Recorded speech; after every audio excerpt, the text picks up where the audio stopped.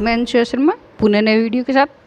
जो पिछला अपना वीडियो था उसमें हमने जो तीसरा पार्ट शुरू किया था कक्षा 10 का संघर्ष व प्रतिकार, अंग्रेजी साम्राज्य से संघर्ष और प्रतिकार। उसमें हमने क्या पढ़ा था कि प्रथम सिखों और अंग्रेज़ों के साथ जो युद्ध हुए थे वो पढ़े थे और मैसूर के साथ युद्ध हुए वो पढ़े थे।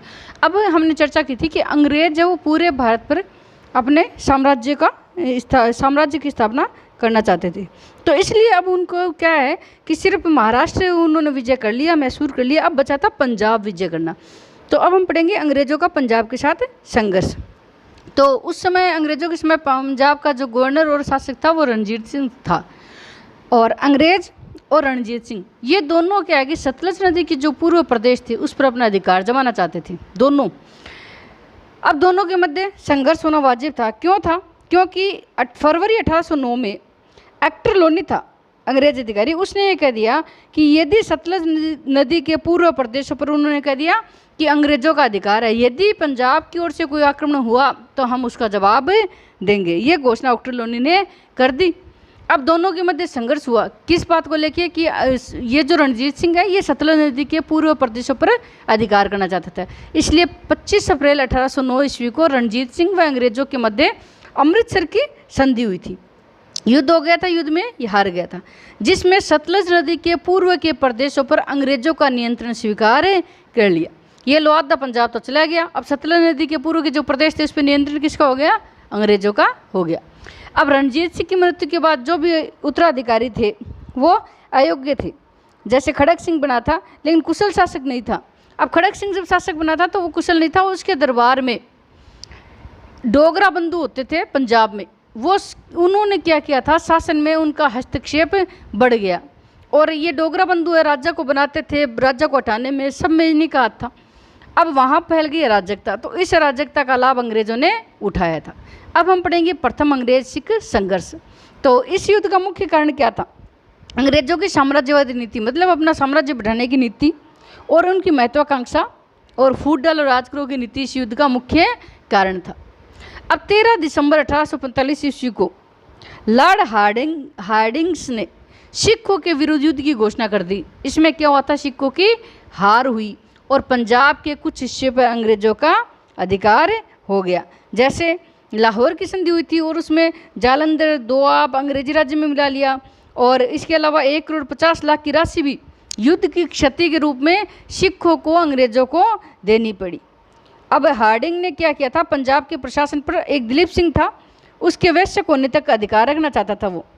और इसने क्या किया था? 26 दिसंबर 1846 को भैरोवाल एक स्थान है वहाँ पे इस दिलीप सिंह के साथ एक संधि और कर ली और जिसमें पंजाब का एक भाग का स्वामी अंग्रेज है वो खुद बन गए थे। अब होता है उसके बाद में दूसरा अंग्रेजी सिख युद्ध। अंग्रेज क्या कहते थे? इसने पंजाब में कोई सुधार कर दिए। ऐसे कई बार अपने भी समाज में क्या होता है कि हम कई बार अंग्रेज अगर कोई सुधार करते तो हम वो पसंद नहीं करते, तो इन्होंने भी कोई सुधार कर दिया जो सिख विरोधी थे। इस युद्ध का ये प्रमुख कारण था। अंग्रेजों ने जो पंजाब में सुधार किए थे वो इस युद्ध के मुख्य कारण थे। और 10 अक्टूबर 1848 ईस्वी में डलहौजी ने सिखों के विरुद्ध युद्ध की घोषणा कर दी। 13 मार्च 1849 को प्रमुख राजाओं ने आत्मसमर्पण कर दिया। जितने भी पंजाब के राजा थे सब इन्होंने अंग्रेज़ों के सामने आत्मसमर्पण कर दिया और युद्ध समाप्त हो गया और पंजाब का विलय अंग्रेजी राज्य में हो गया। इस प्रकार पहले हमने पढ़ा था महाराष्ट्र का विलय, फिर कर्नाटक, मैसूर का विलय और अब पंजाब, इन तीनों पर अंग्रेज़ों का अधिकार हो गया। तो यहाँ तक तो ये थे अंग्रेज़ों का प्रतिकार। अब भारत की जनता अंग्रेज़ों से आज़ादी के लिए संघर्ष करती है। देखो हमने पढ़ा था ना 1757 में प्लासी का युद्ध हुआ था। तो प्लासी के युद्ध के बाद से लेकर 1857 तक 100 वर्षों तक अंग्रेज़ों ने भारतीयों का शोषण किया था। इसके बाद धीरे धीरे भारतीयों में समझ आने लगी और अंग्रेज़ों का प्रतिरोध भारतीयों ने करना शुरू किया। पहले छोटे मोटे विद्रोह करते थे लेकिन 1857 में पहली बार भारत के देशवासियों ने संगठित होकर अंग्रेज़ों के विरुद्ध विद्रोह किया था। हमने पहली बार ये किया था। लेकिन हमारी जो अंग्रेज़ों की कूटनीति और आपसी जो हमारी फूट थी, इस फूट के कारण ये विद्रोह भी हमारा असफल हो गया था। अब कई बार प्रश्न पूछते हैं कि 1857 की क्रांति का स्वरूप क्या है? शुरू का मतलब लोग इसको किस नज़र से देखते हैं। तो अंग्रेज अधिकारी जितने भी थे या यूरोप के जितने भी इतिहासकार थे वो इसको सिपाही विद्रोह कहते हैं कि जनता ने विद्रोह नहीं किया, सिपाहियों में थोड़ा सा असंतोष था इसलिए सेना ने विद्रोह कर दिया। कुछ ने यह कहा था कि यहाँ के जो सामंत थे वो राजा के खिलाफ नाराज थे, इसलिए राजा के खिलाफ क्रांति न करके उन्होंने अंग्रेजों के खिलाफ क्रांति की, इसलिए कई ने इसको सामंती प्रतिक्रिया बताया। और कई ने इसे कहा था कि ये मुस्लिम षड्यंत्र था, हिंदुओं से मुस्लिम नाराज थे, अंग्रेज तो अपना ही पक्ष लेंगे, उन्होंने कहा था हिंदुओं से मुस्लिम नाराज थे इसलिए ये मुस्लिम षड्यंत्र मानते। लेकिन भारतीय इतिहासकार भारत का इसे प्रथम राष्ट्रीय आंदोलन मानते हैं। वो कहते हैं आज़ादी के लिए किया गया ये भारत का पहला राष्ट्रीय आंदोलन था। इसमें एक हमारे प्रमुख विचारक विद्वान हुए वीडी सावरकर, वीर विनायक दामोदर सावरकर। इन्होंने अपनी एक पुस्तक लिखी थी, इस पुस्तक का बहुत बड़ा नाम पूछते एग्जाम में, the war of Indian independence, इसको हिंदी में कहते हैं भारत का स्वतंत्रता संग्राम। इस किताब में उन्होंने इस 1857 की क्रांति को भारत का प्रथम स्वतंत्रता संग्राम कहा है। इन्होंने ये कहा कि यह भारत का प्रथम स्वतंत्रता संग्राम है। हालांकि सुरेंद्रनाथ सेन ने भी लिखा है कि युद्ध ये है वो धर्म के नाम पे तो शुरू हुआ था और स्वतंत्रता संग्राम के नाम पे खत्म हुआ। धर्म के नाम पे यह शुरू हुआ कि जो इसका तत्कालीन कारण था 1857 की क्रांति, वो चर्बी वाले कारतूस थे जिनकी हम आगे चर्चा करेंगे। तो इस प्रकार ये इसका आपको स्वरूप बताना है। अब हम थोड़ी सी चर्चा कर लेते हैं कि इस 1857 की क्रांति के कारण क्या थे। तो ज़्यादा आपकी किताब में डीप में नहीं दे रखा, लेकिन मैं थोड़ा सा समझा देती हूँ। सबसे पहला इसका कारण था अंग्रेजों की आर्थिक नीति, मतलब अंग्रेजों ने भारत की व्यापार वाणिज्य और उद्योग धंधों को एकदम चौपटे कर दिया था। कैसे कर दिया कि यहाँ से जो कच्चा माल था वो कच्चा माल क्या करते थे, अंग्रेज अपने यहाँ ले जाते थे और अपने उद्योग धंधों को कच्चा माल नहीं मिलता और वहाँ से बना बनाया जो माल यहाँ बेचते थे तो हमें वो माल ही खरीदना पड़ता था। भाई हमें अपनी ज़रूरत पूरा करने के लिए जो चीज़ चाहिए वो भारतीयों ने तो बना नहीं सकते क्योंकि कच्चा माल अंग्रेज ले जाते थे। तो यूँ करके धीरे धीरे अपने सारे उद्योग धंधे वो चौपट हो गए थे। दूसरा है लॉर्ड डलहौजी की हड़प नीति। डलहौजी भारत में आया था साम्राज्य विस्तार के लिए। इसने क्या किया था कि अगर किसी शासक के संतान नहीं होती तो उसे दत्तक, मतलब जो गोद लेने का, पुत्र गोद लेने का अधिकार नहीं दिया और उसके राज्य को अंग्रेजी राज्य में मिला लिया। कई बार ऐसे कूच, जैसे अवध अपना राज्य था तो अवध का नवाब उस समय था वजीदुल्ला खान, तो उसने कह दिया कि ये तो बुढ़ा है, इसको शासन करना नहीं आता, यूँ करके उन्होंने उसके राज्य को भी हड़प लिया। तो इससे भारतीय नाराज थे। तीसरा है अंग्रेजों के साम्राज्य विस्तार की नीति। अंग्रेज संपूर्ण भारत पर अपना अधिकार जमाना चाहते थे, इसलिए चाहते थे कि हम जैसे तैसे करके भारतीयों से सारा राज्य छीन ले। इससे भारतीय क्या हो गए थे, नाराज हो गए थे। अगला है सामाजिककरण। सामाजिककरण का अर्थ है कि भारत में अंग्रेजों ने अनेक ऐसे सामाजिक सुधार किए जो भारतीय परंपरा के अनुकूल नहीं थे। जैसे एक उदाहरण देती हूँ कि इन्होंने ना शादी की उम्र है वो लड़कियों की बढ़ाकर 14 वर्ष कर दी। अब हम उस समय 11 वर्ष में करते थे तो हम नाराज़ हो गए भारतीय कि ये सुधार क्यों किया, जबकि हो सकता है कि अंग्रेजों ने भलों के लिए किया था लेकिन हमने नहीं माना। इसके अलावा इन्होंने मान लो रेलवे लाइन बिछाई, तो रेलवे लाइन उन्होंने अपने लिए नहीं बिछाई थी, हालांकि हमें से लाभ हुआ लेकिन वो अपना सामान लाने ले जाने के लिए कर रहे थे। ऐसे अपने समाज में कोई और भी जैसे उन्होंने सुधार किए थे जो हमें पसंद नहीं थे, इसलिए हमने इनके विरुद्ध क्रांति की थी। धार्मिक कारण है कि ईसाई धर्म को जो स्वीकार करता था उस व्यक्ति को तो अंग्रेज अनेक सुविधाएं प्रदान करते थे और हिंदू और मुस्लिम धर्म है उसको मानने वालों के साथ भेदभाव करते थे। जैसे इन्होंने कानून बनाया कि यदि कोई भी हिंदू ईसाई धर्म स्वीकार करेगा तो उसे अपनी पैतृक संपत्ति में अधिकार मिलेगा, आप अपने दादा और पिता की संपत्ति प्राप्त कर सकते हो और यदि आप हिंदू हो तो नहीं कर सकते। तो ये कई ऐसे धार्मिक कारण भी थे कि, और ईसाई धर्म की अगर मान लो कोई विद्यालय स्कूल खुलता था तो उसको ज़्यादा सुविधा देते थे, अन्य को नहीं देते थे, इसलिए अभी भारतीय नाराज थे। सैनिक कारण को हम तत्कालीन कारण भी कह सकते हैं, लेकिन थोड़ा सा इसको हम अलग पढ़ लेते हैं। सैनिक कारण क्या है कि जो यूरोपीय सैनिक थे ना उनको तो बहुत अच्छी सुविधा देते थे और भारतीयों के साथ भेदभाव किया जाता था। यूरोपीय सैनिकों को ज़्यादा वेतन दिया जाता था और भारतीयों को कम वेतन दिया जाता था, इसलिए भारतीय सैनिक भी नाराज थे। इसके अलावा भारतीय सैनिकों को यूरोपीय देशों में समुद्र पार युद्ध करने भेजा जाता था और अपने यहाँ धर्म में समुद्र पार को उस समय अधार्मिक कार्य माना जाता था, धर्म विरुद्ध कार्य माना जाता था। इसके अलावा बड़े बड़े जितने भी पद थे उन बड़े बड़े पदों पे कभी भी, बड़े जो पद थे उन पदों पर भारतीयों को कभी नहीं बैठाया अंग्रेजों ने, इस पर हमेशा अंग्रेज रहते थे, चाहे भारत के लोग कितने ही योग्य क्यों ना हो। और इस क्रांति का जो तत्कालीन कारण था जिसकी वजह से क्रांति शुरू हुई थी वो थी चर्बी लगे कारतूस। इस कारतूस मतलब एक बंदूक थी जिसका नाम था एनफील्ड राइफल।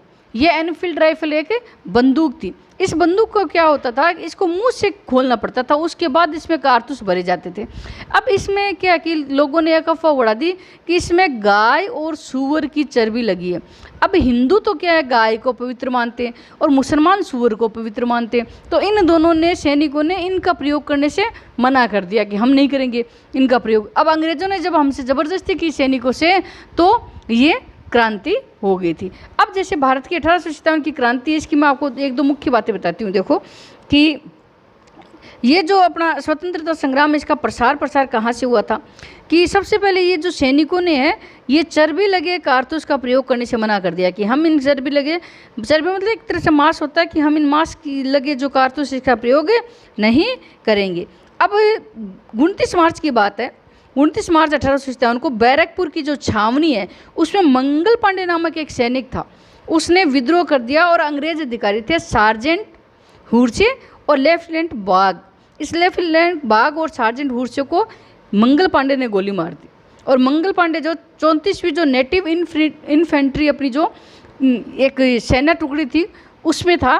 तो मंगल पांडे के साथ इस सभी सैनिक टुकड़ी ने चर्बी वाले कारतूस के प्रयोग से मना कर दिया। अब धीरे धीरे 10 मई 1857 को सैनिकों ने खुला विद्रोह कर दिया। वह अंग्रेजों को मार कर दिल्ली की ओर कूच करना शुरू कर दिया। अब दिल्ली में उस समय अपने मुगल बादशाह बैठे थे बहादुर शाह द्वितीय, जिनका नाम बहादुर शाह जफर भी है। इनको ये जो क्रांतिकारी थे, सैनिक थे, इन्होंने इनको अपना सम्राट घोषित कर दिया कि हमारे भारत के सम्राट अंग्रेज नहीं है, ये बहादुर शाह द्वितीय हैं। और धीरे धीरे करके ये क्रांति संपूर्ण भारत में फैल गई। दिल्ली पर भारतीयों ने अधिकार कर लिया। अब देखो धीरे धीरे दिल्ली पर भारतीयों ने अधिकार कर लिया, अंग्रेजों ने दिल्ली पर पूर्ण अधिकार कर लिया। और अंग्रेजों ने दिल्ली पर पूर्ण अधिकार करने के लिए जॉन निकल्सन को भेजा था। और जॉन निकल्सन ने क्या किया था, इसे दिल्ली पर पूर्ण अधिकार कर दिया। और बहादुर शाह अपना उस समय जो राजा था उसको बंदी बना के उनको रंगून भेज दिया और उसके पुत्र और उसका जो पौत्र था उसको गोली मार कर हत्या कर दी।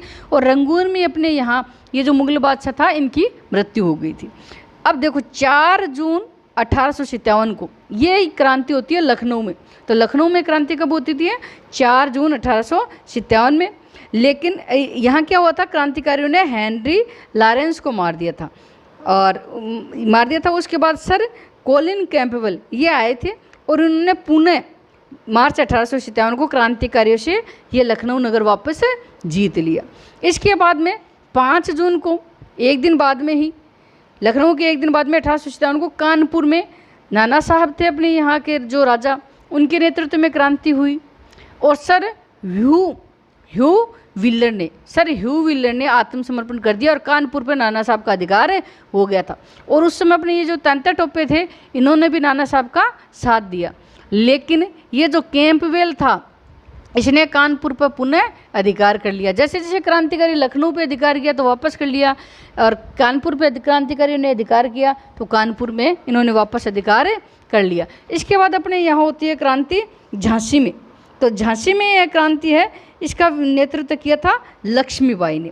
आपको पता ही है कि लक्ष्मीबाई एक बहुत ही शक्तिशाली एक लेडीज़ थी या औरत थी। और इन्होंने क्या किया, लक्ष्मीबाई ने अपने आप को रियासत का शासक घोषित कर दिया। लेकिन सर ह्यूरोज इन्होंने झांसी पर आक्रमण करके इसको पुनः जीत लिया था। और रानी और तांता टोपे इन्होंने क्या किया कि वहाँ से ये ग्वालियर चले गए थे और ग्वालियर में इनको इन्होंने जीत लिया था। परंतु ग्वालियर में क्या होता है, ग्वालियर में उस समय शासक थे सिंधिया। ये सिंधिया है, ये अंग्रेज़ों के राजभक्त थे। तो इन्होंने क्या किया था वहाँ पे अंग्रेज़ों का, इन्होंने जब ये लक्ष्मीबाई और तांता टोपे ये दोनों वहाँ जाते हैं सिंधिया के पास, तो सिंधिया नहीं हो कह दिया मैं तो अंग्रेज़ों का राजभक्त हूँ, मैं तो आपकी सहायता नहीं कर सकता। तो यहाँ से ये क्या है फिर आगे चले जाते हैं क्योंकि वो उनको शरण नहीं देता। उसके बाद ग्वालियर पर अंग्रेज़ों का पुनः अधिकार हो जाता है। और 17 जून 1858 को ये जो अपनी रानी लक्ष्मीबाई है ये अंग्रेज़ों से लड़ती हुई वीर गति को प्राप्त हो जाती है। उसके बाद तांता टोपे भागकर बच निकलते हैं और फिर उसके बाद में ये जो सिंधिया है, इसका एक सामंत होता है, उस सामंत ने अंग्रेजों को सूचना दे दी कि तांती टोपी यहाँ छुप के बैठे हैं, तो उनको पकड़ लिया सामंत ने और अंग्रेजों को सुपुर्द कर दिया, बता दिया अंग्रेजों को। बिहार में क्रांति कैसी हुई थी? बिहार में इस समय जो क्रांति का नेतृत्व थे ये कुंवर सिंह थे, इन्होंने किया था। ये जगदीशपुर के जमींदार थे और 80 वर्ष की उम्र के थे, ये सबसे बूढ़े व्यक्ति ये थे जिन्होंने क्रांति का नेतृत्व किया था। ये कुंवर सिंह थे। इनके क्या है, अंग्रेज जो अधिकारी थे, जैसे 2-3 नाम है, मिलमेल है, कर्नल डेक्स है, मार्क है, मेजर डालोस, इन सारों को इन्होंने हरा दिया था। बूढ़े थे लेकिन बहुत सारे अंग्रेज अधिकारियों को हरा दिया था। लेकिन उसके बाद अप्रैल 1858 को अंग्रेजों ने इनको हराकर पुनः उस पर अधिकार कर लेते हैं। बरेली में खान बहादुर खान ने विद्रोह का नेतृत्व किया था। इन्होंने जैसे बनारस में भी नेतृत्व किया, लेकिन अंग्रेजों ने पुनः बरेली पर अधिकार कर लिया। बनारस में भी एक बार क्रांतिकारियों का अधिकार हो गया था, लेकिन अंग्रेजों ने पुनः अधिकार कर लिया था। अब एक प्रश्न कई बार आ जाता है कि 1857 की क्रांति के समय भारत में अंग्रेज जो गवर्नर जनरल था वो कौन था? तो लॉर्ड कैनिंग भारत का गवर्नर जनरल था। अब देखो, हमने ऊपर देखा है कि जितनी भी क्रांति हुई है वो सिर्फ उत्तर भारत में हुई है। दक्षिण भारत में तमिलनाडु, केरल, कर्नाटक, यहाँ ज़्यादा क्रांति नहीं हुई। तो इस प्रकार ये क्रांति उत्तर भारत में ज़्यादा हुई। हालांकि दक्षिण भारत में हुई है लेकिन कम स्थानों पे हुई है। दक्षिण भारत में भी कई क्रांतिकारी हुए हैं, जिनका एक दो का नाम आप तो बता देती हूँ। एक तो थे रंगाजी बापू गुप्ते, एक सोना पंडित, एक रंगाराव पांगे, और एक था गुलाम गोश, सुल्तान बख्श। ये नाम है लेकिन ज़्यादा महत्वपूर्ण नहीं है। तो ये क्रांति दक्षिण भारत में ज़्यादा नहीं हुई। इससे क्या कि हालांकि ये क्रांति क्या हो गई थी, असफल हो गई थी, लेकिन इससे भारतीयों को ये लगने लगा कि यदि संपूर्ण भारत पर एक साथ हम विद्रोह करें तो अंग्रेजों को भारत से बाहर निकालना जा सकता है। ये भारतीयों की एक चीज़ समझ में आ गई कि यदि हम चाहे और एक साथ पूरे भारतवासी अंग्रेजों पर आक्रमण करें तो अंग्रेजों की संख्या बहुत कम है, हम इनको भारत से बाहर निकाल सकते हैं। अब थोड़ी सी हम असफलता की चर्चा कर लेते हैं कि असफलता क्यों हुई, क्या कारण है इसके। तो पहले तो है कि समय से पूर्व हो गई थी ये क्रांति। हमने इस क्रांति के लिए 28 मई की तारीख निश्चित की थी, लेकिन ये क्रांति मंगल पांडे ने पहले 29 मार्च को ही कर दी थी, इसलिए इस समय से पूर्व होने से ये क्रांति असफल हो गई थी। 29 मार्च को हो गई थी, सॉरी, हमने 10 मई का समय तय किया था, 28 मई का नहीं, 10 मई का तय किया था। इसके अलावा भारतीयों के पास अच्छे अस्त्र शस्त्र नहीं थे, गोला बारूद नहीं था, तोप नहीं थे, और अंग्रेजों के पास बड़ी अस्त्र शस्त्र थे और वो हमें परास्त कर सके। और सबसे जो इम्पोर्टेंट कारण था सफलता का वो था कि भारत के कई राजाओं ने अंग्रेजों का साथ दिया। यदि राजा अगर क्रांतिकारी का साथ देते तो शायद हम 1857 में ही आज़ाद हो जाते और भारत का इतिहास कुछ और ही होता। तो विद्यार्थियों, ये था अपने 1857 की क्रांति। अगले जो वीडियो है उसमें हम तीसरे पार्ट का जो अगला अपना पार्ट 3 है उसमें हम जनजातीय आंदोलन पर चर्चा करेंगे। तब के लिए धन्यवाद।